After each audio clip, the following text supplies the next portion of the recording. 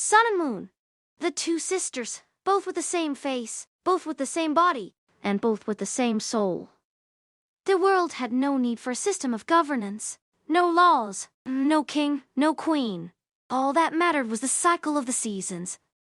The year before, the goddess of sun had ascended to the throne of heaven.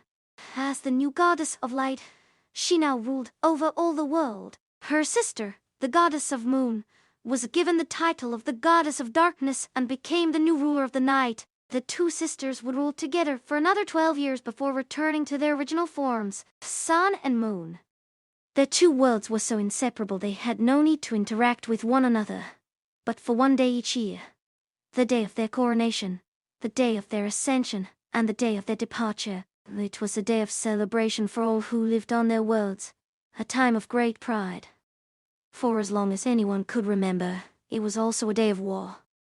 This was why the goddess of sun and her sister were both in danger of death. They were in grave danger, for if either of them fell, their people would be without a ruler. There would be nothing to hold their world together and it would be ripped apart by darkness. The goddess of darkness would then take control of the entire world. And there was only one way for her sister to prevent this. The goddess of light had to sacrifice herself to save her sister, just as she had done thousands of years ago. She had to do it again. The goddess of light had no memory of how she sacrificed herself to her sister. All she knew was that she had to do it. That was all that mattered. She must have been guided by her instincts to take her sister's place. The goddess of darkness was not foolish enough to kill her own sister. She could have done it at any time throughout history, but she had never chosen to do so. Instead, she allowed the goddess of light to live in peace for over 1,000 years. Until now.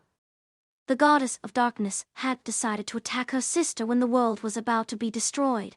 She was convinced that it was the only way to ensure the future of her people.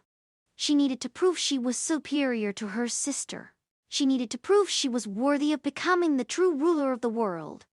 The goddess of light was now on her way to meet her sister and had yet to realize the trap set for her. The goddess of darkness waited in her castle for her sister's arrival. She could hear the sound of footsteps approaching. She stood in front of a large window, looking out at the forest that lay in wait just beyond the castle walls. She was watching the goddess of light as she walked into view.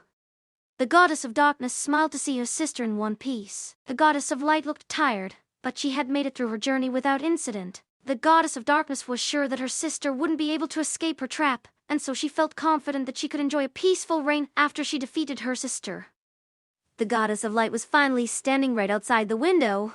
She was now inside the castle and no longer outside in the forest. She had already stepped into the room, so the goddess of darkness didn't even need to go to check if she had successfully entered the building.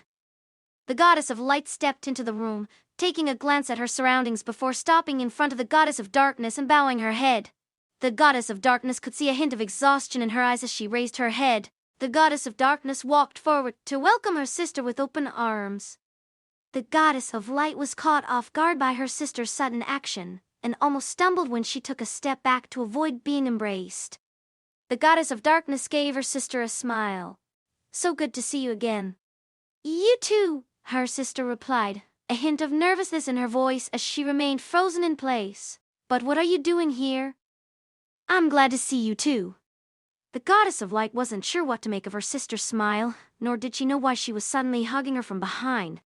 "I've been waiting for you here since yesterday," said the goddess of darkness, releasing her hold on her sister's shoulders and walking away to join the other women in the room. "I can't believe I've been looking forward to seeing you again for so long." "Then what are you doing here?" "I came here for a very important reason." The goddess of darkness smiled as she joined the women who were waiting behind her. They were all young girls, who had been tasked with entertaining her sister while she was staying in the castle. "We're going to have a very special tea party,"